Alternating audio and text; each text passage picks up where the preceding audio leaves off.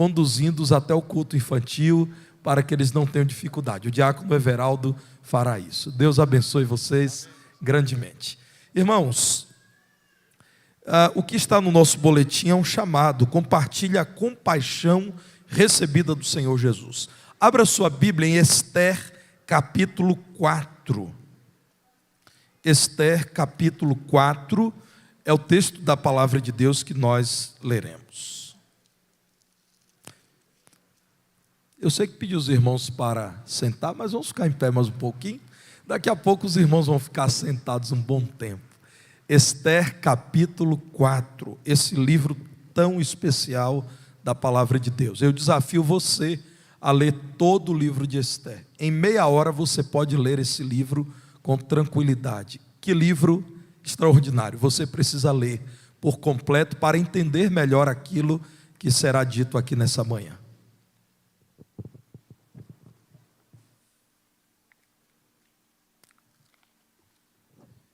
Diz assim a palavra de Deus: quando soube Mordecai tudo quanto se havia passado, rasgou as suas vestes e se cobriu de pano de saco e de cinza, e saindo pela cidade, clamou com grande e amargo clamor.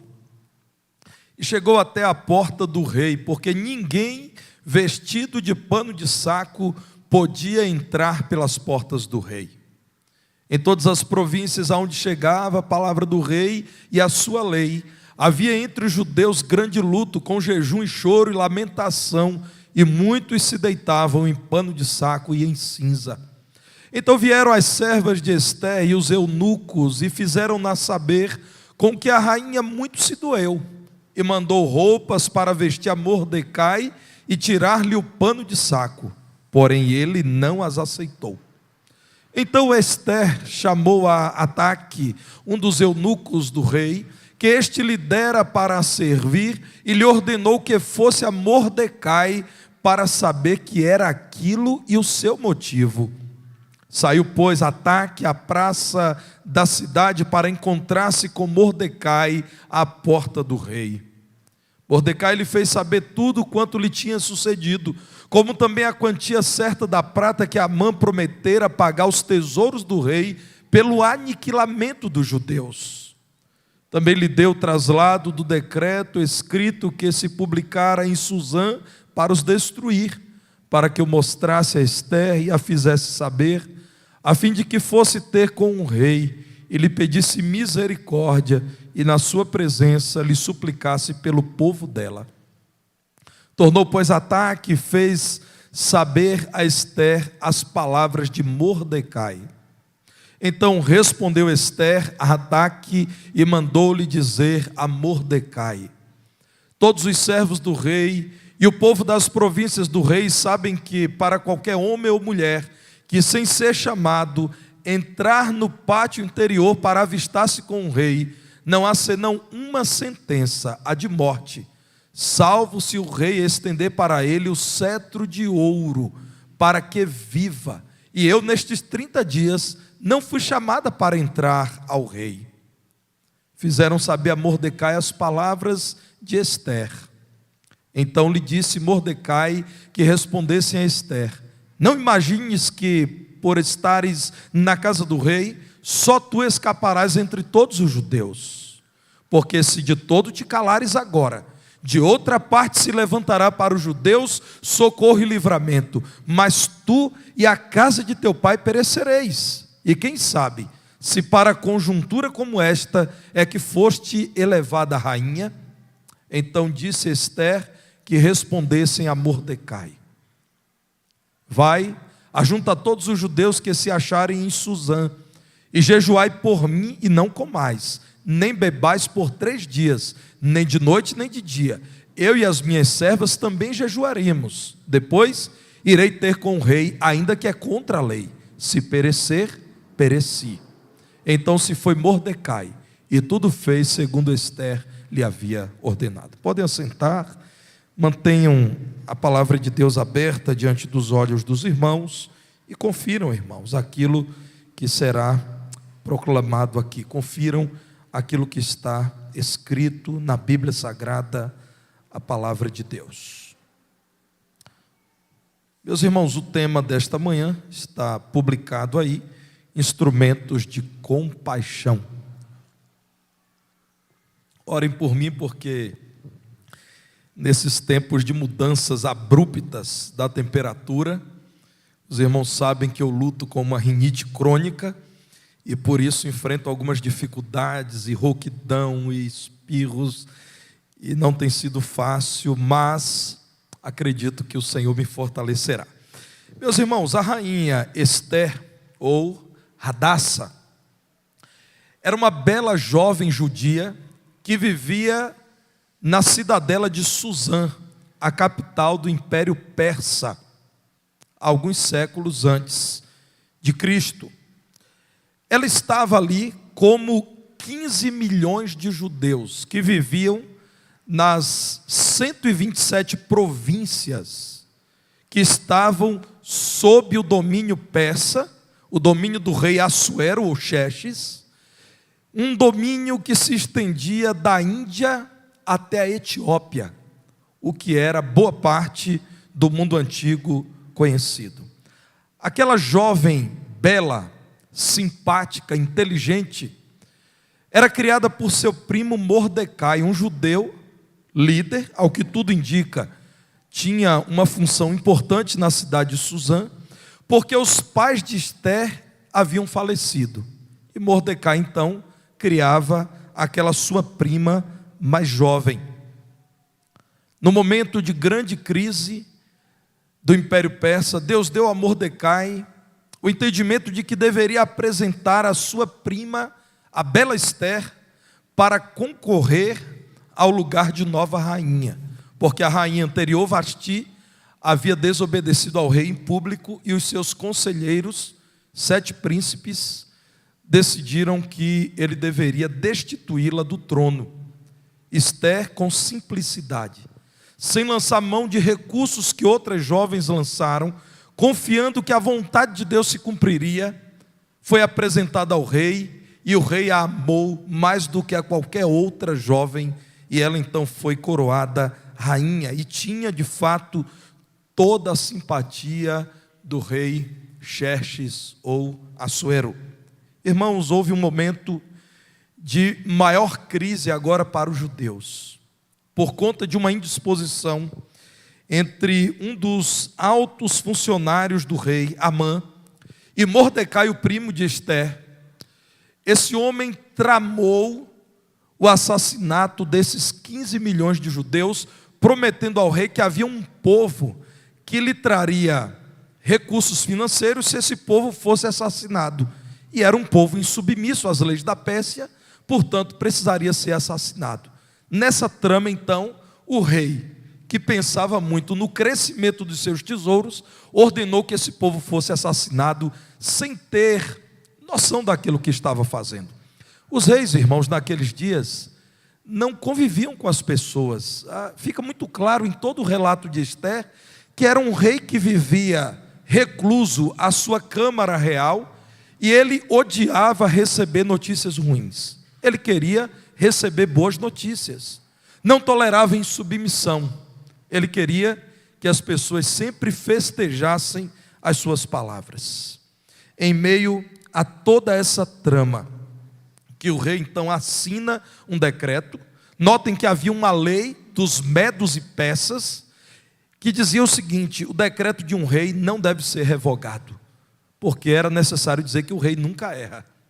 Decreto feito, dali a mais ou menos um ano, todos seriam autorizados a matar judeus nessas 127 províncias do Império Persa, e ainda poderiam capturar os bens dos judeus, e com esses bens entregariam ao rei uma boa quantia de moedas de pratas. Em meio a essa crise, meus irmãos, que Deus levantou algumas pessoas como instrumentos de compaixão a um povo que estava à beira de um genocídio, o povo judeu que habitava o Império Persa. Deus usou nesse capítulo, por exemplo, Mordecai, o primo de Esther, Esther, que agora era rainha, usou Ataque, que era um dos servos de Esther, e usou outras pessoas que nós sequer conhecemos pelo nome,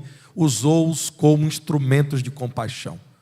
Irmãos, há pessoas que Deus usou na palavra de Deus, que sequer o nome é mencionado, mas a obra que eles realizaram beneficiou a muitos. Por exemplo, você sabe dizer qual era o nome da serva que disse a Naamã que era possível ser curado da sua enfermidade, a lepra? A palavra de Deus não diz o nome dela, mas essa menina glorificou o nome do Senhor e impactou muitas vidas.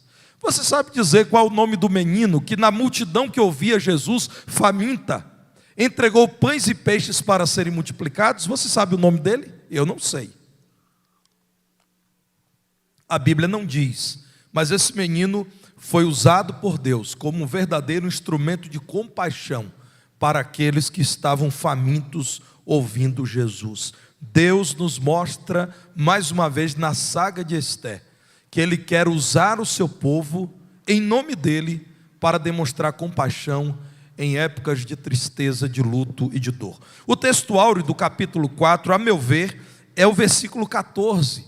Esse versículo, irmãos, deve sempre dominar o coração dos crentes quando pensam na sua missão, no seu dever, no seu privilégio, que é proclamar o Evangelho de Cristo dentre todas as terras. O que o Senhor diz a você, porque a palavra dele é viva e eficaz, se de todo te calares agora, fique sabendo que de outra parte se levantará para os judeus socorro e livramento, mas tu e a tua casa, a casa de teu pai, perecereis. E quem sabe se para conjuntura como esta é que foste elevada a rainha. Irmãos, eu quero nessa manhã chamar os irmãos a olharem para esse mundo tenebroso e, inspirados pela palavra de Deus, entenderem que Deus nada faz sem grandes propósitos. Vocês foram salvos porque Deus quer, pelo Espírito dele, instrumentalizá-los a demonstrarem compaixão nesse nosso mundo. Você pode achar ruim, você pode lamentar por tudo que tem nos acontecido, mas é o seu tempo e é o mundo que você tem em suas mãos. E quando eu falo do mundo, irmãos, eu estou falando de uma humanidade que está convivendo com guerras que se multiplicam. A guerra da Rússia contra a Ucrânia é somente uma delas, e é mais antiga do que o ano de 2022. Anos atrás a Rússia já havia agredido aquele país, anexando uma parte daquele território. Isso de algum modo levou os ucranianos a tentarem se proteger, e o que vemos hoje, irmãos, é mais um triste capítulo de um conflito antigo. Na verdade é um conflito secular, porque há uma dificuldade de convivência entre aqueles povos. Eu não estou falando só do conflito que assola a Ucrânia. Há conflitos, por exemplo, no Sudão. Irmãos nossos em Cristo sendo perseguidos, igrejas queimadas. Há conflitos, por exemplo, na Colômbia, onde há áreas em que cristãos não são bem-vindos. Há conflitos em nosso tempo. Há muita gente sofrendo com as múltiplas crises social, econômica, política, no Brasil, mas também fora do Brasil.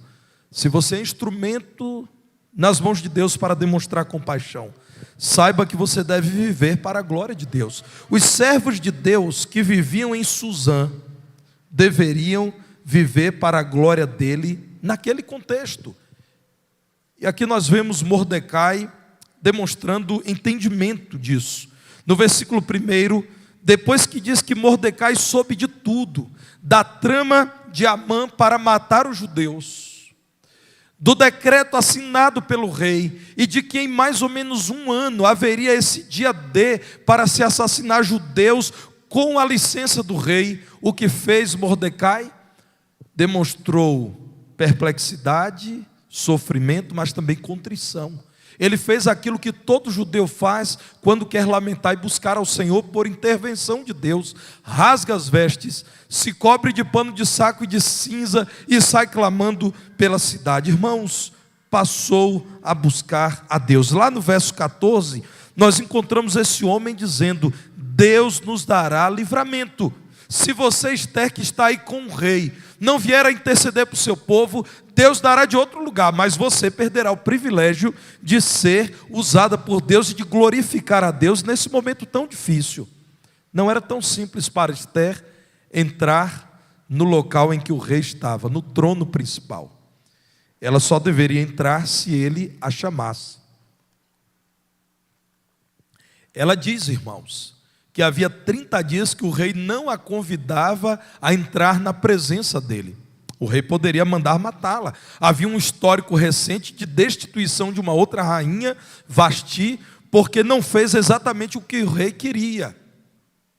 Mordecai diz: você vive para a glória de Deus, Esther. Como é que uma menina judia, que não tem pai nem mãe, que eu trouxe para criar aqui em Suzã, chega à condição de rainha se não for pela vontade de Deus? Você acredita mesmo, Esther, que Deus não está nisso? Ele te elevou à condição de rainha, e o rei disse que ama você tanto que até metade do reino daria a você. Você existe nesse tempo, nesse lugar e nesse contexto para glorificar a Deus. Irmãos, olhem para a história a partir da vontade de Deus. Infelizmente, os ucranianos estão sofrendo tudo que estão sofrendo, mas nós brasileiros estamos marcando vidas naquele lugar. Talvez alguns irmãos não saibam, mas muitos pastores da Ucrânia foram formados no Seminário Teológico Batista do Norte do Brasil, no Recife, um dos nossos seminários, com o apoio da Junta de Missões Mundiais. Sabe o que isso significa, irmão João? Que anos atrás, quando o irmão entregou uma oferta para missões mundiais, o irmão estava ajudando a preparar obreiros que vieram da Ucrânia estudar no Brasil. Que coisa impressionante, não é, irmãos? Nós não sabíamos disso.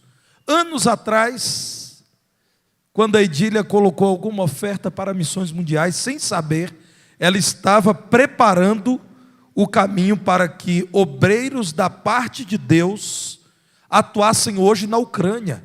Nós estamos lá com os nossos missionários, e todos eles permaneceram na Ucrânia e não se retiraram, a não ser um deles, porque de fato estava numa cidade sob intenso ataque, a cidade de Lviv. Meu irmão, você precisa saber que Deus não se surpreende com aquilo que o ser humano faz, com as suas maldades. Tudo o que nos acontece é um contexto ideal para glorificarmos o Senhor. Instrumentos de compaixão, irmãos, glorificam a Deus porque não se omitem no cumprimento da vontade de Deus. Era arriscado para Mordecai ficar na porta do rei daquele modo, vestido de pano de saco, colocando cinza sobre a cabeça, ofuscando a glória do palácio real. Era arriscado para Esther entrar na presença do rei sem ser convidada? Era. Meus irmãos, era incomum uma rainha mandar recados para fora do palácio? Era. Mas se eles não fizessem tudo isso, eles se omitiriam. Era preciso publicar a fé deles. Diz o texto bíblico no verso 2, que lá estava nas portas do rei Mordecai dizendo: eu não aceito aquilo que estão fazendo contra os judeus. Demonstraram compaixão àqueles que estavam correndo risco, irmãos. Em todas as províncias em que chegava a palavra do rei, o seu decreto, diz o verso 3, que havia grande luto, jejum, choro, lamentação, e muitos se deitavam em pano de saco e em cinza. Como se omitir? Como não fazer nada? Veja o que diz a palavra de Deus na epístola de Tiago, capítulo 4, verso 17. Tiago 4, 17. Aquele que sabe que deve fazer o bem não faz, nisso está pecando. Se você sabe que você precisa enviar missionários por toda a terra, e você não ora por isso, e você não contribui financeiramente com isso, e você não divulga a obra missionária, você está pecando. Você precisa lembrar que nesse momento, em mais de 170 países, há missionários, irmãos, fundando igrejas, distribuindo bíblias, educando crianças analfabetas, levando nutrição para mães grávidas desnutridas, socorrendo feridos de guerra, atuando em campos de concentração. Nossos missionários estão nesse contexto. O que faremos? Sabendo fazer o justo, nada faremos? Mordecai disse a Ester: nós precisamos denunciar a injustiça de Amã. Diz a palavra de Deus que Mordecai chamou Ester a não se omitir. O pastor Hernandes Dias Lopes, comentando esse texto, diz assim: temos o privilégio de ser os instrumentos nas mãos de Deus para fazermos a sua obra, mas se nos omitirmos, Deus levantará outros. Levanta mesmo, irmãos. Numa igreja local, se os crentes antigos se omitirem, cruzarem os braços, Deus vai trazer crentes novos para fazer. E não adianta reclamar. E não adianta achar que o seu espaço está sendo invadido, porque Deus não é servo, Deus é Senhor. Se um grupo de crentes nada faz, Deus traz gente de onde nós não imaginamos, e a obra dele prossegue. Se num coral as melhores vozes se omitirem, Deus capacita outros para entrarem no coral e cantar. Se os melhores pregadores começarem, irmãos, a criar uma ideia clerical do ministério e se considerarem intocados e não quiserem mais ter cheiro de ovelha e começarem a se afastar do povo de Deus e se elitizarem e começarem a viver como empresários da fé, Deus levantará outros homens fiéis que queiram pregar a palavra, andar com o povo de Deus e sofrer com o povo de Deus. Irmãos, não se omitam achando que Deus se intimida. Não se omitam da obra de Deus achando que Deus depende de vocês, porque não depende, irmãos, não depende. Se Ester e Mordecai se omitissem, Deus levantaria socorro de outra parte. Eles perderiam o privilégio. E aqui eu compartilho com os irmãos o meu temor. Vou falar de mim. Eu temo muito desobedecer ao Senhor e Deus passar das minhas mãos o privilégio. E dizer: você não quer o privilégio? Fique à vontade. Viva do jeito que você quer. A palavra de Deus diz que Deus faz assim. Vivam do jeito que vocês quiserem. Mas o privilégio será de outro. Não nos omitamos como igreja, irmãos. É tempo de contribuir para que a obra missionária avance. O tempo é de tristeza e dor no mundo inteiro. Podemos levar a compaixão de Cristo, que é verdadeira. Instrumentos de compaixão agem sob os cuidados de Deus, crendo que Deus dará o livramento. Veja quando no verso de número 5, Ester chamou o servo Ataque, um dos eunucos, e disse: vai a Mordecai, procura saber o que ele tem a me dizer. Não é possível fazer isso, mas Deus cuidará de mim. Vejam no verso 6, quando ele sai à praça da cidade, se encontra com Mordecai na porta do rei, o que também não era aceitável, mas ele fez confiando no livramento de Deus. Vejam no verso 9, quando ele volta a Ester e fala tudo o que tinha que falar a Mordecai, da parte de Mordecai. Vejam no verso 11, irmãos, quando a palavra de Deus menciona o lembrete de Ester: se eu vier a entrar no pátio do rei sem ser convidada, pode ser que ele me mate, mas eu vou entrar. Orem por mim, busquem a Deus por mim, porque eu entrarei. No verso 16, a palavra de Deus diz que Ester convoca todos os judeus que ouvissem falar, ou que ouviriam falar daquele drama, para que também buscassem a Deus em favor dela. Ela creu que enquanto estivesse fazendo a vontade de Deus, Deus se agradaria dela. Creu na providência de Deus e fez aquilo que Deus aprovou. Quando os irmãos puderem, busquem na internet a história do homem que é chamado de o contrabandista de Deus. Durante muitos e muitos anos, esse homem de Deus decidiu levar Bíblias para então Cortina de Ferro, países em que não se permitia a entrada de Bíblias. E ele, irmãos, relata das entradas de Bíblias na antiga União Soviética dentro de um Fusca, E ele diz que ele foi aprendendo ao longo do tempo quais as melhores estratégias para levar Bíblias à União Soviética. E uma das estratégias era à noite, quando os guardas, no intenso frio, não tinham interesse de fiscalizar. Mas ele conta que, numa noite, um guarda muito bem disposto, jovem, parou o Fusca, e o porta-malas do Fusca, que é a metade, Deraldo, é na frente, a outra metade é no fundo, né? Fusca é assim, na frente mesmo, né? Deraldo é nosso especialista em Fusca. E havia Bíblias naquele porta-malas. E ele orou ao Senhor, dizendo: Senhor, o Senhor já abriu os olhos de tantos cegos, fecha os olhos de quem enxerga hoje. Que milagre, irmãos. O Senhor é o Deus que pode tudo. Se o Senhor pode abrir os olhos de quem não enxerga, o Senhor pode cegar quem enxerga. Irmãos, e assim aconteceu. Ele não sabe dizer como, eu não lembro agora o produto, mas foi algo do tipo assim, ele disse: mas tem tanto maluco, homem transportando banana dentro de um Fusca, e não viu que ali estavam Bíblias.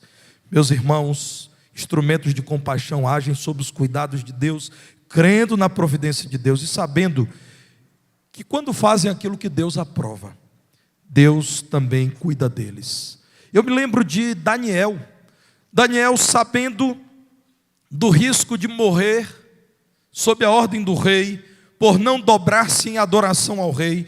Daniel capítulo 3, versículo 17, então ele, acompanhado dos jovens Sadraque, Mesaque e Abidnego, dizem: ó Nabucodonosor, o grande imperador da Babilônia, quanto a isto não necessitamos de te responder. Daniel 3,17 diz assim: se o nosso Deus, a quem servimos, quer livrar-nos, Ele nos livrará da fornalha de fogo ardente e das tuas mãos, ó rei. Verso 18: se não, se Deus, em sua vontade soberana, perfeita, não nos livrar de ti, fica sabendo, ó rei, que não serviremos a teus deuses, nem adoraremos a imagem de ouro que levantaste. Irmãos, quando um crente está agindo sob os cuidados de Deus, ele pode contar com a cooperação de Deus. E se tudo der errado a olhos humanos e ele vier a morrer, Deus fez o melhor por ele, recolheu a sua presença eterna. Louvado seja o nome do Senhor. Irmãos, instrumentos de compaixão cuidam de vidas que Deus lhes apresenta. Ali estavam homens e mulheres tementes a Deus, agora intercedendo por um povo, o povo judeu. Vejam no verso 8, Ester 4:8, quando a palavra de Deus diz que ela iria à presença do rei para pedir misericórdia, e por isso deveriam todos suplicar por ela. Interceder por um povo aflito. Precisamos interceder, irmãos. Há pessoas nesse momento que não sabem o que fazer da vida. Têm sede de Deus, mas não conhecem o Deus vivo e verdadeiro. Por todos os cantos desse mundo há gente atribulada, e nós precisamos nos solidarizar, como Mordecai disse a Ester: Ester, você não está livre do que vai acontecer, porque você está na casa do rei, porque você é rainha. Lembre-se que você é judia, e você pode ser a próxima. Seja solidária a quem está correndo risco de morrer, e saiba, Deus te chamou para esse momento. Cumpra o seu ministério. Lá no capítulo 8 de Ester, no versículo 6, nós encontramos uma pergunta que é, de fato, irmãos, uma pergunta impactante. Como poderei ver o mal que sobrevirá ao meu povo?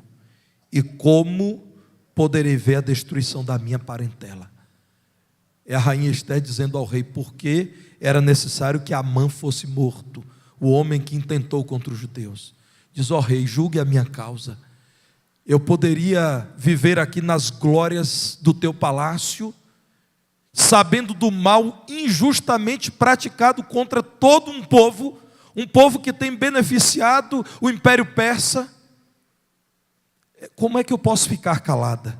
Como é que eu posso me omitir? Me faz lembrar a poesia da nossa irmã Mirtes Matias, que foi transformada em hino. Como cantar nossa crença, deixando na treva imensa o povo que é nosso povo a terra que é nossa terra ao Senhor. Irmãos, como nós entraremos no auditório como esse e celebraremos as grandezas do Senhor e nos esqueceremos da cidade de Divinópolis, onde há tantos perecendo sem Cristo e sem salvação, sem alegria, sem esperança, planejando acabar com a própria vida. E ontem eu tive notícia de mais um jovem que tentou fazer isso, graças a Deus pelo socorro que Deus enviou por meio de um amigo e o impediu. Senão, teríamos hoje a notícia de mais um jovem que aos 20 anos de idade acabou com a sua vida. Como nós, irmãos, nos calaremos sabendo que há um evento acontecendo na cidade com um histórico de gente que sai bêbada, matando e morrendo, e diremos que está tudo certo, que isso é bom para a economia do município? Não, é aquilo que eu já disse aos irmãos: orem pelo fim desse evento. Um evento em que a bebida alcoólica é promovida, a música imoral que estimula a prostituição é bem-vinda. Um evento, meus irmãos, em que a idolatria é estimulada. Como nós faremos de conta que está tudo certo? Não está tudo certo, não. Precisamos falar e Deus nos abençoará como instrumentos de sua compaixão. Ele nos exaltará a seu tempo e dirá que nós somos o povo dele. Ele nos livrará do mal, como aconteceu na história de Esté e seu povo. Caminhando já para o fim, eu quero chamar você a olhar para aquilo que Deus fez para Esté, Mordecai e todo o povo judeu nos dias do rei Assuero. Esté capítulo 7, verso 10. Veja aí em sua Bíblia. Enforcaram, pois, o inimigo dos judeus, Amã, na forca que ele tinha preparado para matar Mordecai. Então o furor do rei se aplacou, quando o rei percebeu que foi enganado por esse homem, Amã. Veja agora capítulo 8, verso 2. Tirou o rei o seu anel, que tinha tomado a Amã, e o deu a Mordecai. E Esté pôs a Mordecai por superintendente da casa de Amã. No lugar do inimigo foi colocado um servo de Deus. Vejam agora Esté 8, 15 a 17. Então Mordecai saiu da presença do rei com veste real azul celeste e branco, como também com grande coroa de ouro e manto de linho fino e púrpura, e a cidade de Suzã exultou e se alegrou. Para os judeus houve felicidade, alegria, regozijo e honra. Parecia, irmãos, a olhos humanos que isso aconteceria? Não.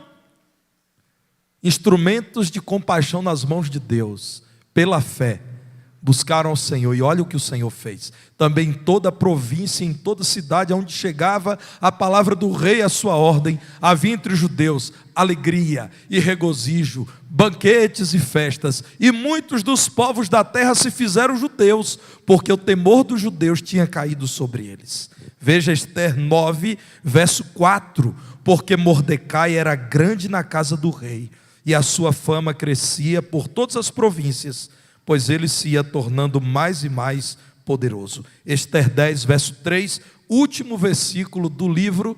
Pois o judeu Mordecai foi o segundo depois do rei Assuero, e grande para com os judeus, e estimado pela multidão de seus irmãos, tendo procurado o bem-estar do seu povo, e trabalhado pela prosperidade de todo o povo da sua raça. Sejamos nós instrumentos de compaixão nas mãos de Deus. Façamos missões, falemos e não nos calemos. Vamos cantar o hino 538 do HCC, último hino desta celebração ao Senhor.